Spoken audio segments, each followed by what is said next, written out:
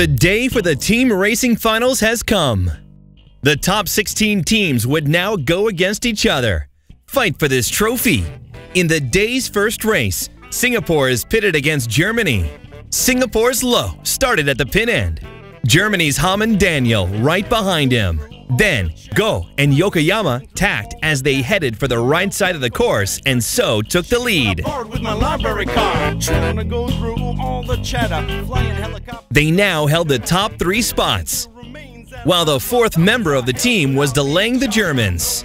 3 Germans against 1 young sailor from Singapore.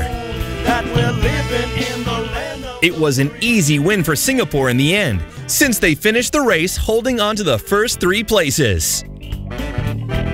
Turkey versus Netherlands would be match number 2. It was the Dutch who had the best start, with Richard Schumans tacking in order to cross. At the top mark, he remained in first place and proceeded to block the Turkish right on the mark. Now his team had the advantage, and they just needed to maintain it. Indeed, they proved really careful until the very end, and so finished the race holding the first 3 spots. A winning combination for sure.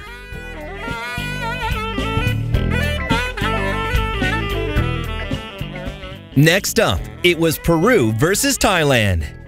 It is particularly exciting to see this pairing, since both teams are among the favorites to win the trophy and have been giving outstanding performances so far this year. Peru finished second only a year ago, behind Singapore and New Zealand.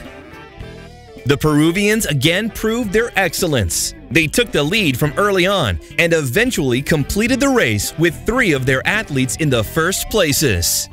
And so they qualified once again this year. Sweden versus Italy was the match that followed next. The Italians want to be up there with the best this year, but the Swedes are equally determined and have a really great team too. So, whose way would this go? Meanwhile, Singapore lost when they went up against the Americans. So now they had to race against the Dutch in order to qualify for the finals. This one was a really tough race, and in the end, it went Singapore's way. They had won it. And so, the stage was set for the grand final between them and the Americans. The trophy would go to whoever managed to secure 2 wins out of 3 races. Soon enough, the young sailors from Singapore showed they had studied their opponents well. Not only that, but also their early defeat in the qualification race proved to be a valuable lesson indeed. Finishing in 1st, 2nd, and 3rd place meant the Americans now absolutely had to win the 2nd race in order for this to go to the 3rd race.